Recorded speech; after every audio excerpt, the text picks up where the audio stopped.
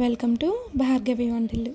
ఈరోజు వీడియోలో సింపుల్గా ఇంట్లో ఉండే నార్మల్ రైస్తోనే తెలంగాణ స్టైల్ బగారా అన్నాన్ని ఎలా ప్రిపేర్ చేసుకోవాలో చూపిస్తాను. చాలా టేస్టీగా ఉంటుంది, సింపుల్గా అయిపోతుంది.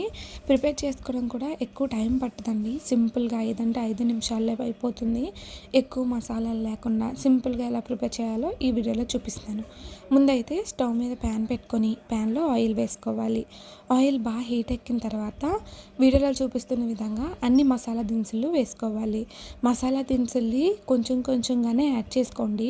ఎక్కువగా యాడ్ చేసేస్తే మనకి టేస్ట్ అనేది బాగోదు. ఇంకా మసాలా ఘాట్ అనేది ఎక్కువగా వచ్చేసి టేస్ట్ అనేది అంత రుచిగా ఉండదు. మసాలా దినుసులు మంచి స్మెల్ వచ్చి వేగుతున్న టైంలో 1 కప్పు వరకు సన్నంగా తరుక్కున్న ఆనియన్స్ని, ఒక 5 లేదా 6 పచ్చిమిర్చిని వేసుకోవాలి. పచ్చిమిర్చికి ఘాట్లు పెట్టుకొని వేసుకోండి.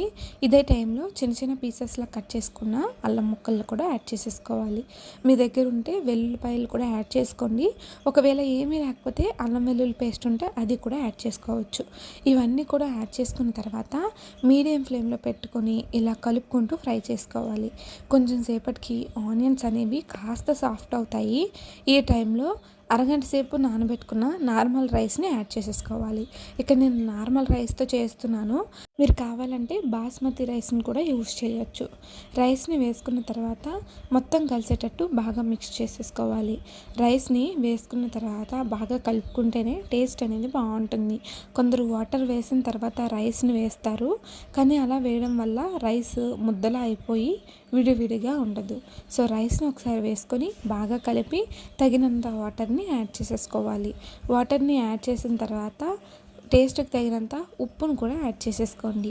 ఎక్కువగా మనం ఇప్పుడు యూజ్ చేస్తున్న వంటల్లో సాల్ట్ కాకుండా ఉప్పును ఎక్కువగా యూజ్ చేయడం వల్ల హెల్త్కి చాలా మంచిది.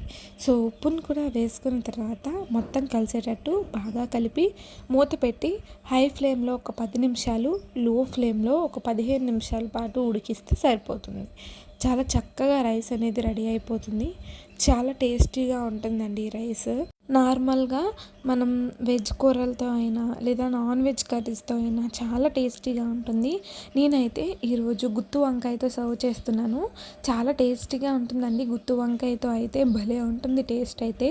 గుత్తి వంకాయ రెసిపీ అనేది నెక్స్ట్ డే పోస్ట్ చేస్తాను.